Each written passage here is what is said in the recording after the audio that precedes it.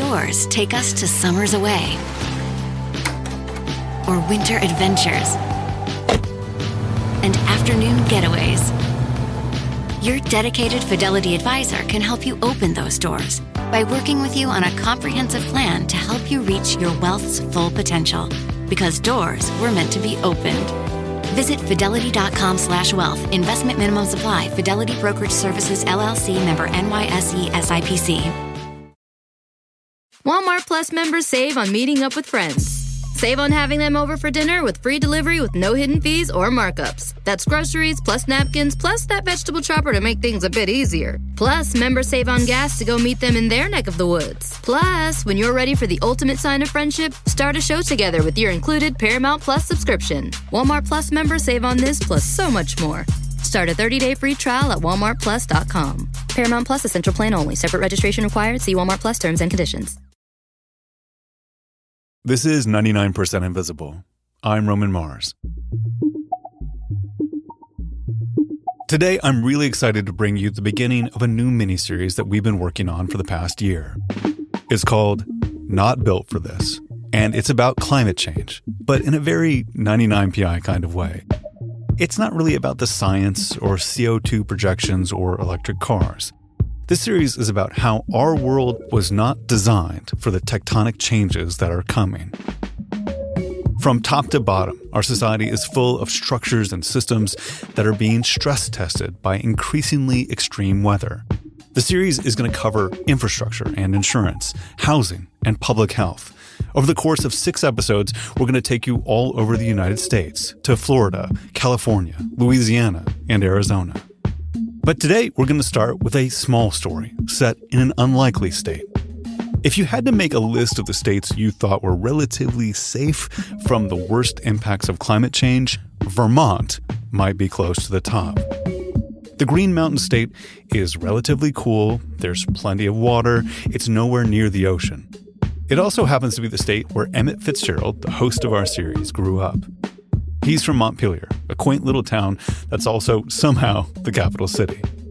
And it's truly the last place that I ever imagined starting this series. But then something happened last year that made everyone in Montpelier understand that they might not be so safe after all.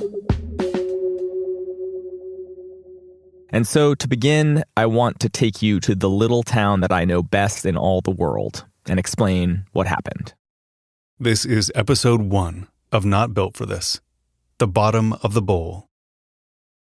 Bear Pond Books is a small-town institution in Montpelier, Vermont, and a place where I've spent a lot of time. It's the kind of store that wants to be lingered in. It feels full, almost overstuffed, like the opposite of an Apple store. It smells like old paper, and when I was growing up, it had these delightfully noisy wood floors. You could hear every step that every customer took inside that store. Yeah, pretty much. Everyone was like, oh, you can't sneak around in here. You know, we heard that a lot. And I said, yeah, that's our analog security system. This is Rob Casso. He owns Bear Pond with his wife, Claire.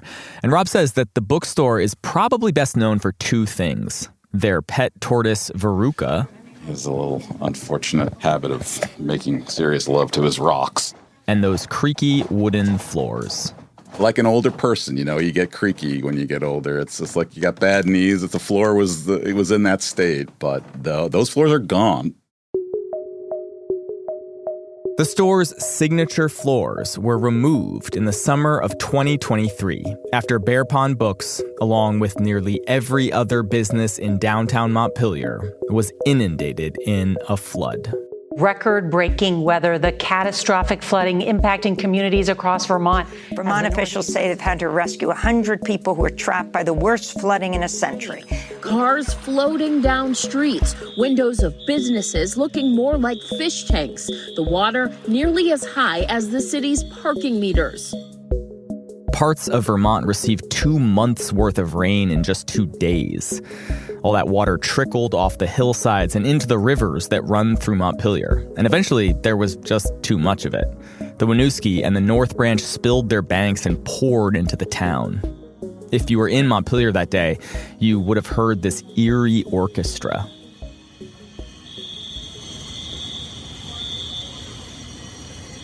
Every security system on Main Street going off all at once.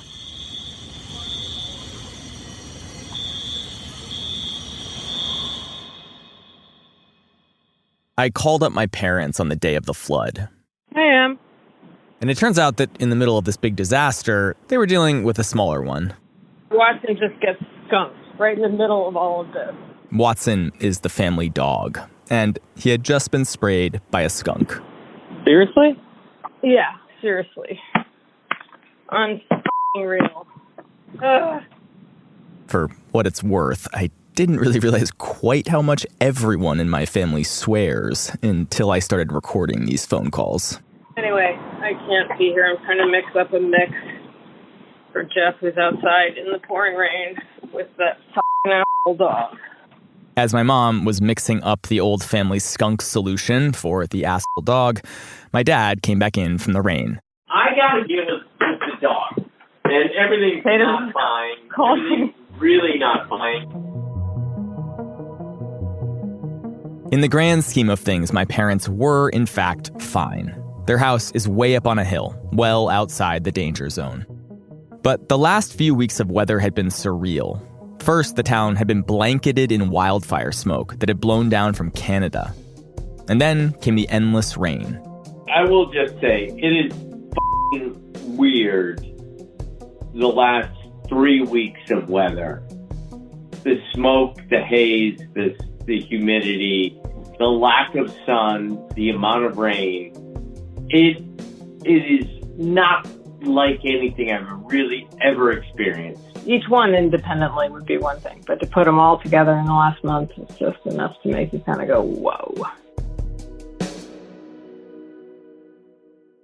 Before the town had even dried out, experts were already saying that this flood was not going to be a one-off, and that Montpelier should expect more storms just like it as the climate continues to change. The science here is pretty simple. Warmer air can hold more water. And so as the temperature of the atmosphere increases, so does its capacity for deluge. But even though it was predictable, I think getting hit with a climate disaster came as something of a shock to the people of Montpelier, including me. I distinctly remember reading this ProPublica story back in 2020. It ranked every county in America based on climate risk. And I was relieved to scroll to the bottom and see that 6 of the 10 least risky counties in the entire country were in Vermont. I've been reporting on climate change for long enough to know that it will impact every corner of the world. But still, I think I internalized this idea of Vermont as a climate safe haven. I always thought of the little green valley where I grew up as a place where I might go when things got really bad out in California, where I live now. But then, my little green valley filled up like a bathtub. When the floodwaters finally receded, my parents headed down the hill to help with the cleanup, and they were shocked by the damage. The entire downtown was a muddy mess. Homes in low-lying neighborhoods were totally swamped, and an army of volunteers was piling debris on the streets in a frantic race to prevent the mold from setting in. My dad ended up at Bear Pond, where he found Rob throwing out merchandise. The books, it was painful, and they're heavy when they're really wet, too, so it was really hard, nasty work. But the books were just the beginning. Over time, Rob realized that the shelves were unsalvageable, as were the tables. And sadly, the beloved wood floors had to go too. They ripped out those squeaky old boards and replaced them with something more waterproof. This is the actual sound of the old floors getting sawed out. It's from an Instagram video the store posted, along with the caption, "Goodbye, squeaky, creaky floors." And there are a lot of comments on this post, a lot of sad face emojis, a lot of people reminiscing about their squeaky, creaky childhoods. I know the floors aren't that important in the grand scheme of things, but I think ripping them up is the kind of choice that we're all going to need to make a lot more of in the years ahead. Unsentimental choices that are not nostalgic for the world we once lived in and that no longer really exists. And I think that kind of change is very hard for people, but I think we're at a moment in our history where things are going to have to change quite a bit. Rob says that keeping everything the same just doesn't really feel like an option at this point. A lot of the businesses downtown rebuilt with more waterproof materials, but new flooring on its own isn't going to be enough. Not even close. Fundamentally, Montpelier has a geography issue, a kind of climate change Achilles heel, which is that the town was built at the bottom of a bowl at the confluence of two rivers. It's flooded before, but if the area is going to keep getting rainstorms like the one in 2023, or rainstorms that are even bigger, its location could become an existential problem. Or, as my dad put it on our call, we might be fucked. Meaning what? Meaning the community is not situated right for climate change. What are we going to do? Move? I think my dad's frustration is something that a lot of people can relate to. All throughout the country, people are watching the places they love change in unpredictable and scary ways. Places that once felt safe are starting to feel risky. Places that already felt risky are starting to feel downright dangerous. And as the climate continues to change, people are being forced to make impossible decisions about how to live and where to live in an increasingly unstable and unfamiliar world. We are surrounded by a world that was built for weather and conditions that were more or less, you could take them for granted for centuries or millennia. This is the writer Alex Steffen. He's someone who's helped me make sense of this bizarre moment that we're living through. And he says that the human world as we know it developed during a relatively peaceful blip in the vastness of geologic time. Every city we built, every building we designed, every floorboard that we laid, it all occurred during a fairly mild chapter in the Earth's otherwise tumultuous biography. We created a whole society designed to fit that nice, stable version of our planet. But the thing is, we don't really live on that planet anymore. We have built a world that is no longer suited to the planet we live on. And the challenge for Montpelier, or for any place really, is how do we make our city or town better suited to the reality of the climate that we're living in now? Alex says that people who haven't grasped the magnitude of what's coming sometimes talk as if that's going to be easy. Like, we're going to become a little more resilient. Oh, we'll adapt. We'll have a little transition here, and then things will be fine. No, they won't be fine, and it's not going to be a little transition. Like it or not, it's going to require us to make some really big changes. Where the roads are, how things are built, where they're built, how the infrastructure works, how the financing of the city itself runs, how people are able to get insurance. All of these things may require really profound changes, like a reimagining, a founding of that community itself. And that kind of change is just really hard, especially when the world is already shifting beneath your feet and all your instincts are telling you to dig in your heels and cling to what feels solid and firm, which is why I was so surprised by what happened next in Montpelier. Could I ask folks to move to this side if you can? There's still plenty of seats on this side of the room. Nice to see folks coming in. What a crowd. Just a month or so after the floods, people in Montpelier got together and organized a series of forums on, quote, recovery and resilience. Hundreds of people packed into the old Vermont College building at the top of a hill to try and figure out where the hell do we go from here. So this is a very intense, weighty night. And it's weighty not just because of the numbers, it's also weighty because of what we're carrying in our hearts right now. Post-disaster meetings like this one usually follow a fairly predictable script.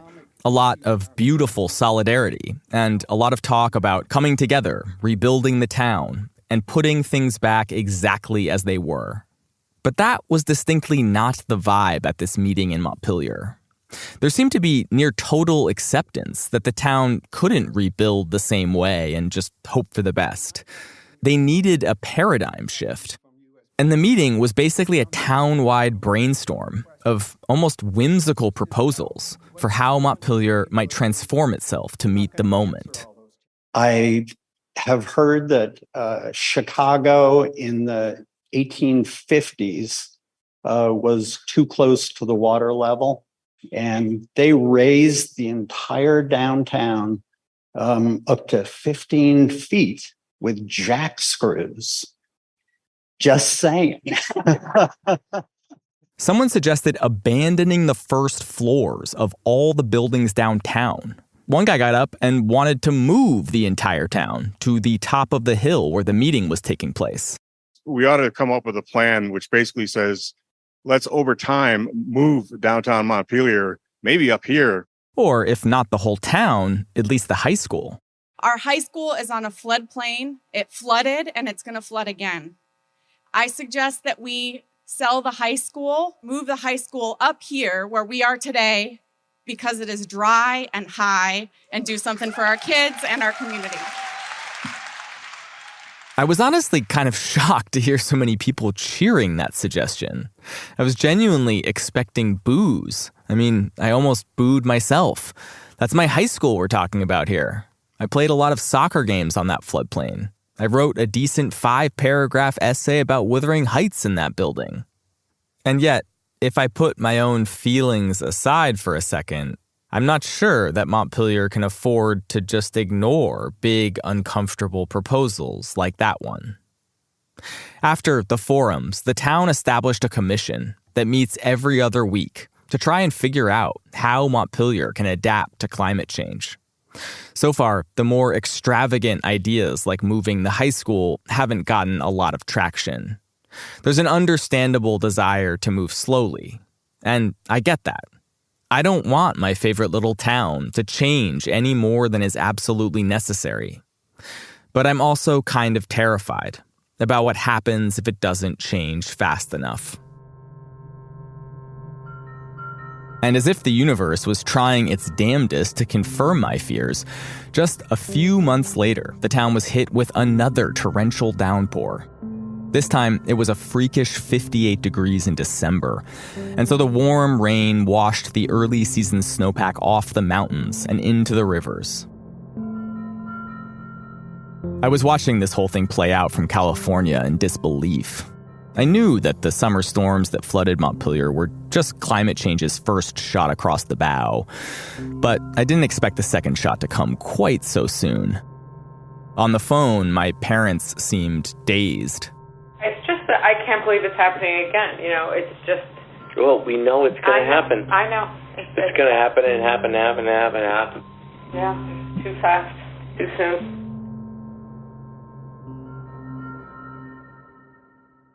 In the end, Montpelier dodged a bullet.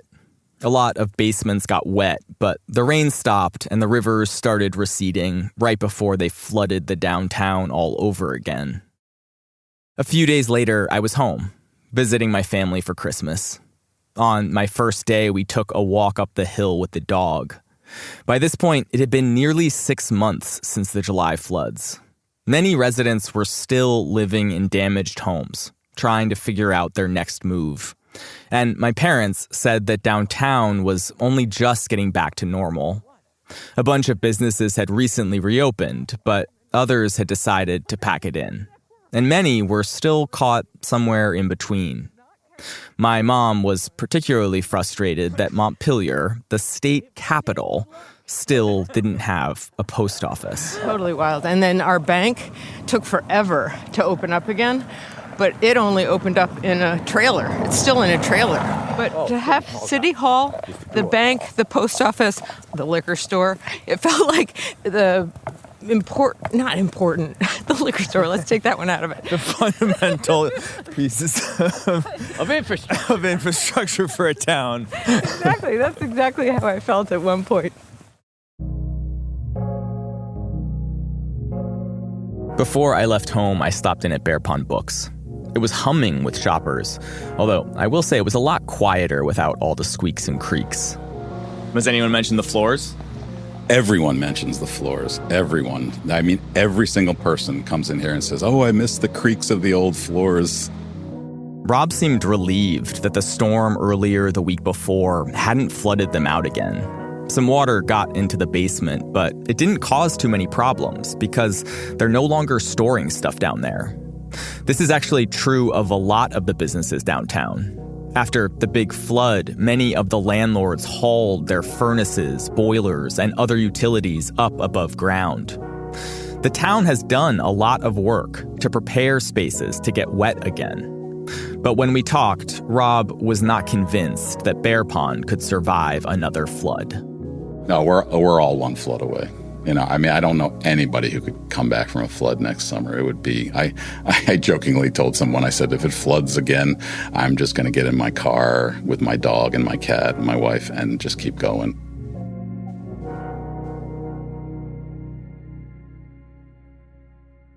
Montpelier hasn't flooded yet this summer. I'm knocking on wood as I record this.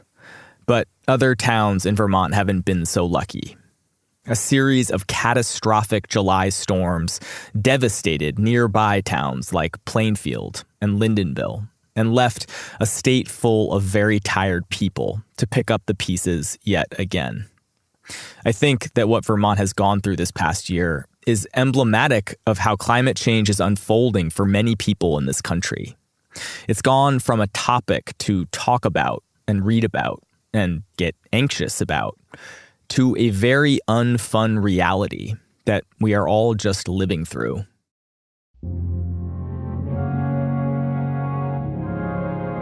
Climate change is the very definition of a global problem, but it's causing a series of deeply local crises.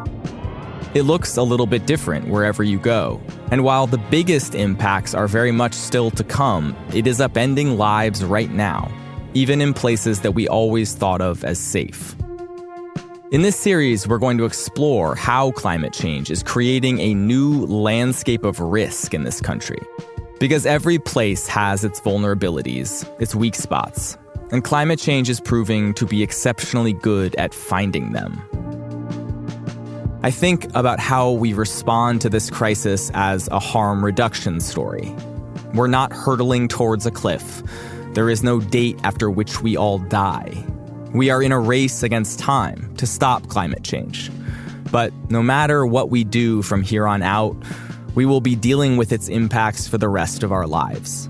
And so we have to try our best to prepare for a turbulent future that we can only vaguely make out. We have to try to figure out how to get by on the terrifying new planet that we're creating for ourselves. Because right now, we're all living in a world that was just not built for this.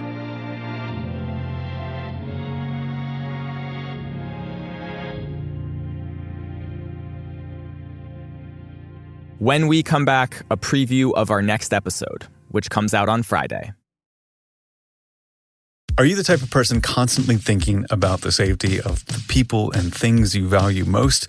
Trust SimpliSafe to protect your home. You'll sleep better every night knowing SimpliSafe's 24/7 monitoring agents are standing by to protect you. And if someone tries to break in, they can send emergency help when you need it most. The best part is the exclusive Live Guard protection. SimpliSafe agents can act within 5 seconds of receiving your alarm and can even see and speak to intruders inside your home, warning them that the police are on their way. It's no surprise that SimpliSafe has been named Best Home Security Systems by U.S. News & World Report for 5 years running, and the Best Customer Service in Home Security by Newsweek. Like the best design, the best thing about SimpliSafe is that you set it up, everything is covered, and you don't have to worry. Part of your brain is now relaxed because SimpliSafe is in your home. Protect your home this summer with 20% off any new SimpliSafe system when you sign up for Fast Protect monitoring. Just visit simplysafe.com/invisible. That's simplysafe.com/invisible. There's no safe like SimpliSafe.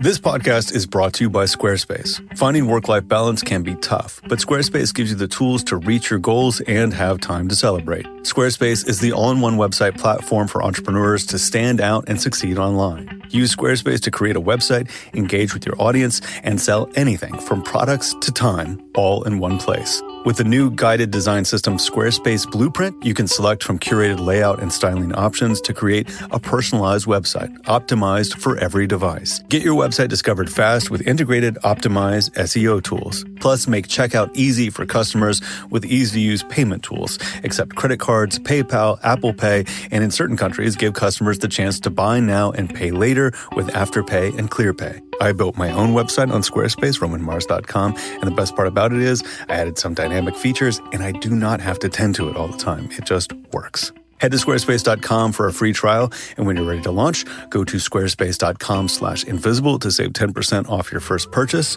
of a website or domain. Article believes in delightful design for every home, and thanks to their online-only model, they have some really delightful prices, too. Everyone who's listened to the show for years knows how in the bag I am for Article furniture. I love it. I have a ton of it in my home. But our sound engineer, Martin Gonzalez, just redid his whole living room with Article. He sent me a picture, and it was almost comical how much Article furniture he stuffed into his Brooklyn apartment. So I'm going to let him tell you what he thinks. I'm sitting here enjoying my brand new Article living room set. I replaced my junky free and Craigslisted furniture with a very nice set from the Seni collection. I got a sofa, love seat, and chair, all in matching volcanic gray. Were delivered right to my door. All I did was pop open the boxes and screw some legs on. I am so much more excited to have people over now that I'm not embarrassed of my furniture. I did, in fact, use this offer code that Rowan is about to tell you. Article is offering our listeners $50 off your first purchase of $100 or more. To claim, visit article.com/99, and the discount will automatically be applied at checkout. That's article.com/99 for $50 off your first purchase of $100 or more. Top reasons data nerds want to move to Ohio. High-paying careers for business researchers, analysts, project managers, and more. So many jobs, you can take your pick. What else does the data say? How about a bigger backyard, a shorter commute, and a paycheck that goes further? So crunch the numbers and our world-famous pickles. It all adds up. The career you want and a life you'll love. Have it all in the heart of it all. Dive into the data at callohiohome.com. Okay, I'm back. This is Emmett again. In reporting this story about my hometown, I talked to people who moved to Montpelier in part because of climate change. Now, after the floods, I think it's an open question whether Montpelier is a place that people migrate to or away from in the years to come. A lot will depend on how well the town can adapt. But despite everything the state has been through this past year, Vermont still has a lot going for it from a climate perspective. Because having too much water is usually better than not having enough. Yeah, I mean, from the beginning of human life on this planet, people have gone to where there is water and left the places where there is not. This is Abram Lustgarten, a climate reporter at ProPublica. He's actually the person who wrote that article I read years ago that ranked all the counties in the country based on climate risk. More recently, Abram published a book called On the Move, The Overheating Earth and the Uprooting of America. And much like this series, it's all about how climate change is impacting how and where we live in this country. For the book, Abram tried to estimate just how many people in the U.S. might need to move because of climate change. And the results were pretty shocking to me. He talked to researchers who study what's called the human habitability niche, essentially the climatic conditions that are hospitable to human life. And it's found that people live in a certain range of temperature and precipitation, and they always have for the last 6,000 years or so, and that niche is moving. It's moving away from the equator and towards the poles. In the U.S., that means north, away from states in the Deep South, and towards states like Vermont and Michigan and upstate New York. And as that zone of habitability moves, it's leaving millions of people behind. Many millions of people. We estimate it'll affect about 160 million Americans in some way, so about half of us. That doesn't mean all of those people will actually move, but it was the dramatic high end of his estimate. But at the low end, there's research that estimates that about 13 million Americans would be displaced by sea level rise alone. That's the number of people living in homes that will likely be underwater in this century. Now, 13 million is a lot less than 160, but consider for a second the Great Migration, when somewhere between 6 and 7 million black people left the Jim Crow South, which to date is the largest migration in U.S. history. Abram is talking about a mass movement of people that's at least double that and potentially many, many times bigger.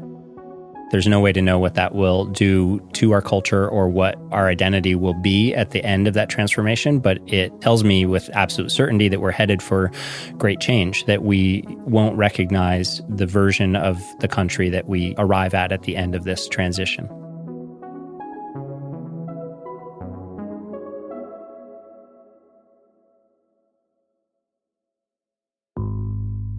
This Friday on Not Built for This, we have a small window into that future, a preview of climate migration in microcosm, and a cautionary tale about what happens when you aren't ready for it. We're going to Chico, California, to see what it looks like when the climate crisis and the housing crisis collide. I've never seen a housing market in my career that bad. So that was a situation before the disaster. We were teaching about climate change. And I have to admit, the strange thing was that I was thinking of it as a future problem at that time. It was kind of very oriented towards, what was going to happen down the line. And when that fire hit, it just kind of came roaring up to my back door. Mandatory evacuations all of Paradise. Get people moving now. And I went, oh my goodness, somewhere between 35, 45,000 people have been displaced. I burst into tears. To be in a business where housing was that difficult to start, and then to have that kind of thing hit your community was just, it was brutal. That's coming this Friday on Not Built for This from 99% Invisible.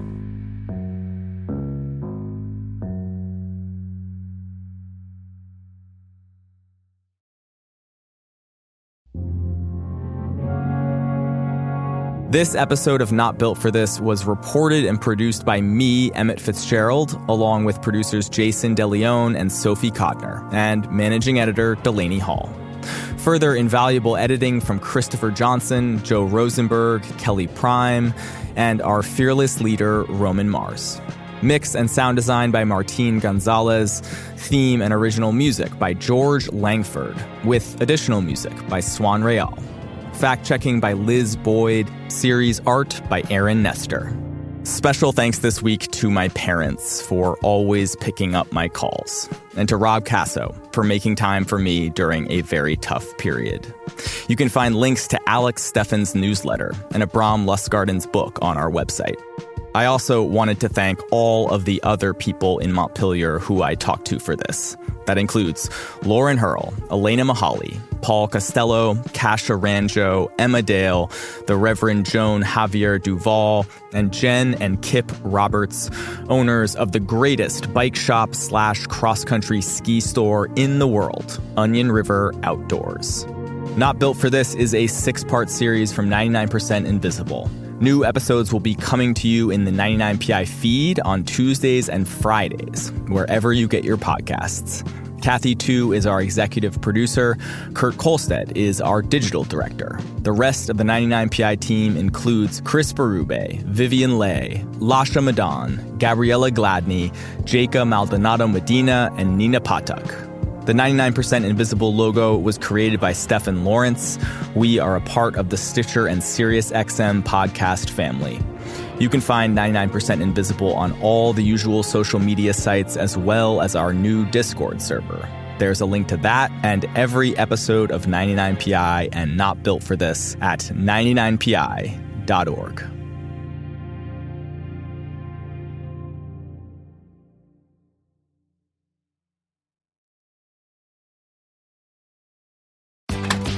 Doors take us to summers away or winter adventures and afternoon getaways. Your dedicated Fidelity advisor can help you open those doors by working with you on a comprehensive plan to help you reach your wealth's full potential, because doors were meant to be opened. Visit fidelity.com/wealth. Investment minimum supply. Fidelity Brokerage Services, LLC, member NYSE SIPC. At Mayo Clinic in Florida, we're seeing the unseeable, using advanced imaging technology to uncover details that would otherwise go unnoticed, leading to more accurate diagnoses and treatments. Learn more at mayoclinic.org/possible. Mayo Clinic, you know where to go. Walmart Plus members save on meeting up with friends. Save on having them over for dinner with free delivery with no hidden fees or markups. That's groceries plus napkins plus that vegetable chopper to make things a bit easier. Plus, members save on gas to go meet them in their neck of the woods. Plus, when you're ready for the ultimate sign of friendship, start a show together with your included Paramount Plus subscription. Walmart Plus members save on this plus so much more. Start a 30-day free trial at walmartplus.com. Paramount Plus Essential Plan only. Separate registration required. See Walmart Plus terms and conditions.